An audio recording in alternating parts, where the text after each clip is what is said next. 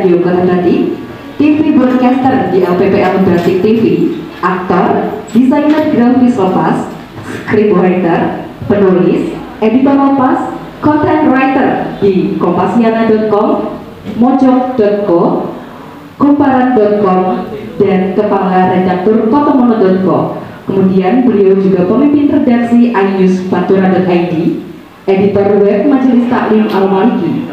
Beliau juga pernah mengajar di Universitas Pekalongan serta di program studi komunikasi penyiaran Islam IAIN Pekalongan yang sekarang sudah menjadi UIN Kiai Haji Abdurrahman Wahid Pekalongan.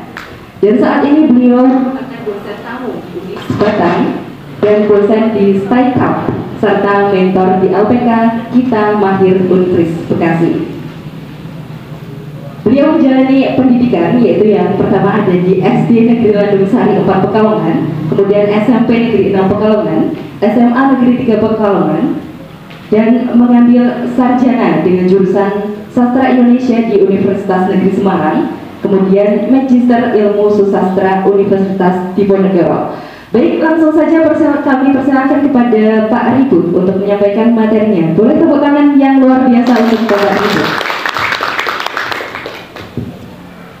Assalamualaikum warahmatullahi wabarakatuh. Waalaikumsalam warahmatullahi wabarakatuh. Alhamdulillah pada pagi hari ini kita diberi kenikmatan yang luar biasa. Bapak Sedoyo, Bapak Ibu semuanya bisa sehat dan dipertemukan di sini di Balai Desa Cetak Hidup. Sebelumnya saya ingin menyapa terlebih dahulu kepada yang terhormat Bapak Carik ya. Ini berarti apa? Sekretaris desa itu Carik. Carik. Nah, Carik ya. Nah, soalnya saya itu orang keluaran dulu Pak, kelahiran 80, jadi istilah sekretaris desa itu nggak terkenal. Kenalnya Carik. Lebih gampang Carik. Iya. Terus juga Bapak Ibu koordinator penyuluh pertanian Kecamatan Wonobriko. Juga bapak-bapak semuanya yang hadir pada pagi hari ini, dan saya tidak akan membahas tentang pertanian terlalu dalam. Nanti ada masyarakat yang siap membahas mengenai pertanian itu, tapi sedikit saya ingin mengenalkan terlebih dahulu apa itu Sogan Institute. Sogan Institute itu adalah salah satu lembaga yang saya bikin bersama kawan-kawan di Kota Pekalongan yang mewadahi kajian-kajian ilmiah di semua bidang, termasuk di dalamnya adalah kebudayaan dan teknologi dan lain sebagainya. Memang tujuan awalnya adalah memberikan ruang bagi masyarakat untuk bisa berbagi pemikiran. Jadi Sogan Institute itu seolah-olah sebagai sekolah bagi masyarakat. Nah, harapannya dengan Sogan Institute itu banyak kajian-kajian yang bisa bermanfaat langsung pada masyarakat. Nah, yang sudah kami lakukan salah satunya adalah ikut membahas atau mengkaji mengenai masalah roh di Kota Pekalongan. Panjenengan semua nanti besok tak pikir sudah sangat tahu betul seperti apa kondisi Kota Pekalongan yang sekarang hampir bisa dikatakan 40% wilayahnya tergenang rob. Nah, itu kami ikut mengkaji itu. Salah satunya yang terakhir itu adalah mengenai potensi wilayah daerah, potensi wilayah bencana di Pekalongan itu mana saja. Nah, itu kami ikut kajian itu. Terus menangani masalah pendidikan juga. Nah, ini berkenaan dengan pendidikan ini menarik. Bocah saat ini itu nek diajari kontani ya Pak, wegah. Gitu Pak. Nah, cah UIN jajal kontani mesti wegah gitu. Pengennya jadi ustadzah. Iya kan, masya Allah, masya Allah. Nah, makanya bahkan di kampus saya dulu ngajar di Unika saja, katakanlah meskipun ada jurusan pertanian, ternyata tidak banyak lulusan mahasiswa Unika yang minat untuk terjun langsung ke dunia pertanian. Nah, kenapa bisa seperti itu? Mergo pandangan masyarakat hari ini tentang pertanian ini masih selalu minim, seolah-olah pertanian itu tidak menghasilkan ekonomi yang cukup baik gitu. Padahal Bapak Ibu, nek orang petani ini wong kota ini kali kabeh Pak, nggak bisa makan. Karena wong kota ora duwe beras, wong kota ora iso nandur. Ning kemangkine wong kota ini kan seolah-olah duwe duit gitu. Ngiming-ngimingin, wah yang penting gitu gitu. Nah itu yang jadi akhirnya kesenjangan di dalam kehidupan sosial kita. Sementara petani sampai hari ini sekalipun kerjanya wis keras, jasanya luar biasa besar kepada kehidupan, neng penghargaannya masih belum memuaskan. Dan itu harus diakui oleh siapapun itu. Padahal seharusnya kalau kita mau menggunakan tata niaga yang benar, petani dan nelayan itu harusnya di kelas atas, bukan di kelas paling bawah. Karena dengan kelas atas, maka dia yang namanya petani itu punya bergen, punya apa ya istilahnya, nilai tawar. Tapi kenapa sampai hari ini yang namanya petani itu seolah dicitrakan sebagai kelompok yang minor, kelompok yang selalu hidup dalam kesusahan dan lain sebagainya. Mergo kerjaan ini blok-blokan. Jadi saya ini kan blok-blokan, kamu mungkin gelem. Padahal orang mungkin suka blok-blokan deh, gitu. Nah itu loh. Dan itu yang pernah kami bahas mengenai sosiologi antropologi dunia pertanian di Indonesia. Dan itu sangat disayangkan kenapa kedudukan petani malah justru saat ini nek ngomongin strata sosial masyarakat, petani dan nelayan itu seolah-olah di kelompok paling bawah setelah pedagang. Ya toh, sak dhuwure meneh, sewu aparat. Ya toh. Ya kita harus terang-terangan. Ini kudu bloko suto ini. Hampir bisa dikatakan bocah saya ini sekolah pengen jadi PNS. Nyawangi mergo gajine. Iya kan? Ayo ngaku aja. Nah, jarang orang mau sekolah mergo berpikir bahwa oh iya bapakku ini petani. Aku ingin membuat nasib petani itu jauh lebih baik. Itu bagaimana? Terus dia sekolah. Terus setelah lulus itu mengelola bagaimana membuat sebuah sistem manajemen pertanian yang lebih bagus. Jarang sih mempunyai kesadaran gak ngono. Rata-rata ya wis anak petani sekolah di UIN misalnya, terus juga pendidikan dan ini guru. Iya kan? Sekolah di UIN, juga apa meneh pokoknya yang penting ini kerja enteng-entengan. Iya kan? Itu satu. Tapi orang salah juga, artinya tidak semuanya keseluruhannya adalah kesalahan anak muda. Sing tua juga melun salah juga. Mereka kita sebagai orang tua kadang-kadang nyawangi, ya gue ini aja jadi kaya aku, mereka nek gue jadi aku ini payah. Gitu. Jadi yang tua juga mendorong supaya tidak menjadi itu. Bukan merasa bangga bahwa oh iya bapakku ini petani, tapi bisa memperjuangkan aku kok nggak tekan sekolah S3 misalnya. Nah, dengan kebanggaan itu dia tetap bertani, kan keren. Ada Bapak Ibu, salah seorang dokter yang hidup di daerah Rembang, beliau itu gelarnya sudah dokter dan dokternya itu di Jerman, tapi beliau tidak mau jadi dosen. Yang dia lakukan adalah jadi pemulung. Dia mengolah sampah. Namanya adalah Pak Susilo Tur, adiknya Pramudiana Tur. Saya pernah ketemu dengan beliau di Blora. Ya, di Blora dia hanya mengelola sampah, jadi pemulung, sama jadi petani. Dia mengelola masyarakat tani di daerah Blora. Jarang-jarang orang yang mau seperti itu. Biasanya nek sekolah dulu gengsi dong. Begini sehingga tak mentereng kan ya. Nah, maka ini yang terjadi sekarang. Indonesia hari ini sedang krisis petani milenial.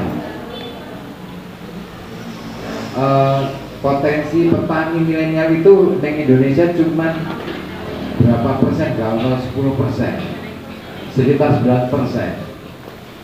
Artinya kalau 9% itu berarti diperkirakan ya kira-kira ini 2 juta orang petani muda di Indonesia. Lihat-lihat ini sampai cukup sedaya antara usia 40 ke atas. Nah, misalnya mengko petani itu petani muda itu nggak ada regenerasi petani, maka bersiap-siaplah Indonesia itu bakal jadi masyarakat penonton.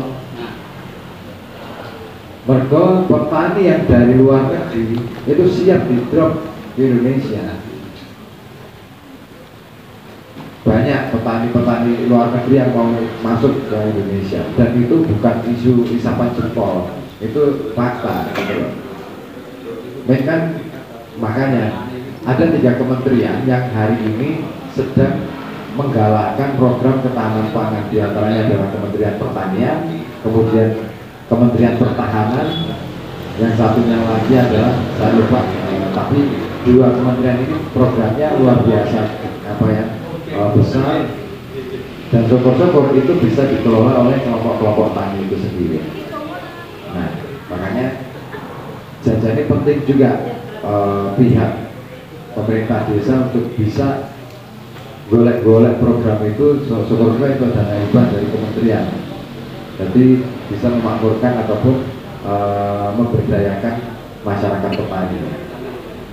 Nah, di Sogan kami sering kali membuat kajian-kajian kebudayaan. Salah satunya adalah bagaimana budaya pertanian di Pekalongan dan di Jawa pada umumnya. Sebenarnya itu menarik karena budaya pertanian itu sebenarnya budaya yang sangat kuat, bahkan bisa menangkal katakanlah modernisasi yang seperti yang sekarang ini. Bocah saiki nek cacah saat cilik saiki kan wis do malesan bergerak gitu kan. Pelayan iki kan wis jarang. Nek ning kota pelayan wis hal yang tidak umum. Gue bocah-bocah saiki wis nganggone HP-nan nge-game. Nah, ini budaya yang tidak sehat. Tapi di budaya pertanian dari anak-anak sampai dengan orang dewasa semuanya sehat. Kebetulan bapak saya itu kelahiran Salatiga dan asli Salatiga. Jadi mbah saya itu di Salatiga. Kalau mbah saya itu Yosua itu ngantos 195 tahun. Itu Mbah Putri. Beliau itu kemana-mana jalan kaki dan masih kuat. Gak apa gendong kayu. Padahal jalannya luar biasa, naik turun. Artinya bahwa ternyata yang membuat orang desa ataupun masyarakat pedesaan itu Yosua ini bisa awet di mergo siji tok sebenarnya. Mereka urip trimo ya orang dirasake, payah ini ora dirasake, wis biasa wae, wis kebiasaan gitu. Nek bocah saat ini kan hampir bisa dikatakan nerima ini wis ora mungkin gitu loh, karena tuntutannya terlalu banyak. Nah, maka itu kajian-kajian yang kami lakukan di Sogan Institute. Baik, mungkin saya kira itu. Selanjutnya nanti saya serahkan kepada Mas Han untuk memberikan materi yang jauh lebih konkret mengenai penguraian tanah dan pembuatan pupuk organik, karena beliau menurut pengakuan beliau itu praktisi yang sudah jalan. Saya ingin membuktikan saja, jajal oleh ngopo, makanya tak hadirkan di sini untuk panjenengan kira-kira sehebat apa ilmunya, terus kira-kira bisa nggak diterangkan dengan cara yang paling mudah. Kan mungkin bapak-bapak kan pengennya cara yang paling gampang, orang ribet, orang mikir sing marai ruwet gitu kan. Karena nek nganggo kimia itu kan nganggo hitung-hitungan dan macam-macam, meskipun mungkin organik juga pakai hitung-hitungan gitu kan, tapi hitungannya takarannya sih gampang ya apa gitu. Nah mungkin Mas Han nanti yang akan menguraikan itu soalnya. Dari saya cukupkan, matur nuwun atas perhatiannya, mohon maaf atas segala kekurangan. Nanti suatu waktu saya harapkan saya bisa hadir lagi di sini untuk bisa ngobrol dengan terutama anak muda ini. Saya nggak melihat ada anak muda di sini. Pengen banget saya kalau menggerakkan anak muda itu paling senang. Karena saya pernah menggerakkan di daerah Beladu kelompok tani di sana sampai kemudian dipercaya oleh beberapa oleh perhutani waktu itu untuk mengelola 62 hektar dari perhutani. Cuma ya mau dolanannya luar biasa. Oke, saya kira itu. Matur nuwun dan wassalamualaikum warahmatullahi wabarakatuh. Waalaikumsalam warahmatullahi wabarakatuh. Terima kasih Bapak Ribut atas penyampaiannya selaku Direktur Sogen Institute. Bapak-bapak sangat luar biasa sekali ya. Sogen Institute telah melakukan kajian-kajian yang tentunya sangat bermanfaat bagi kita. Seperti yang dikatakan tadi bahwa sektor pertanian itu sangat penting dan budaya pertanian adalah budaya yang kuat di mana sebenarnya bisa mengikuti modernisasi dari berbagai kalangan. Baik Bapak Ibu, lanjut kita ke pemateri atau narasumber yang kedua adalah Pak Han. Pak Han ini memiliki nama lengkap Hendorowari. Beliau lahir di Jakarta pada 6 Desember 1988. Sekarang beliau tinggal di Wonopringgo, Jalan Cempaka, Gang Buntu, nomor 342, Kabupaten Pekalongan. Beliau merupakan pemilik PT Derusi Agrikultur, pimpinan redaksi info.online, fasilitator Sogen Institut Bidang Pertanian, konsultan pertanian mitra Dinas Ketahanan Pangan dan Pertanian Kabupaten Pekalongan, dan konsultan ekologi PDAM Tirta Modal Kacer. Beliau juga pernah bekerja di PT Honda Prospek Motor Karawang sebagai koordinator Staff General Affair atau PGM. Dan saat ini beliau aktif di organisasi sebagai Kepala Bagian Litbang Komunitas Pewarta Kacer. Mari kita sambut pemateri kedua kita, Pak Hendorowari. Beri tepuk tangan yang meriah untuk Pak. Terima kasih. Assalamualaikum warahmatullahi wabarakatuh. Sugeng enjing. Ketawa lemes banget sih Pak. Oke, kalian pengen lemes, niku senengnya dijemil kok. Ya, pertama-tama bismillahirrahmanirrahim. Alhamdulillah, wassalatu wassalamu ala ya sayyidi ya Rasulullah khutiyati falatin.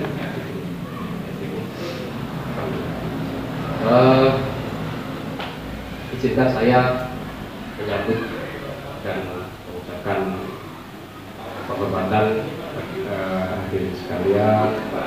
Yang pertama,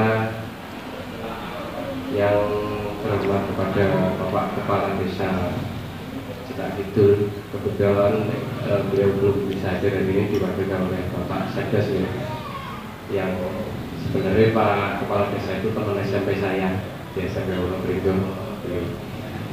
Seumuran saya Bapak Kepala Desa.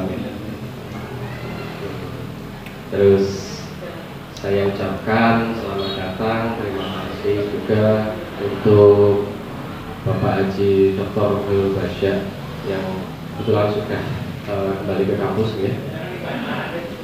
Saya ucapkan sebanyak-banyaknya terima kasih atas kehadirannya kepada Ibu Ecik selaku koordinator penyuluh di Wonopringgo ini. Terima kasih Bu Ecik, semangatnya luar biasa selama ini. Walaupun Wonder Woman tapi nggak kalah sama bapak-bapaknya ya kan. Oke. Rekan-rekan petani sekalian pasti sudah kenal lah dengan Bu Eci. Ya, hati-hati Bu Eci ya. Selamat melanjutkan tugas lagi. Terima kasih atas kehadirannya. Yang kami hormati pula Direktur Sogen Institute senior saya, Kang Rebut Ahwandi, yang sering memberikan bimbingan kepada saya tentang bagaimana menghadapi kehidupan alhamdulillah saya bisa lebih tertata lagi semenjak dibimbing sama Pak Ritut. Biar bagaimanapun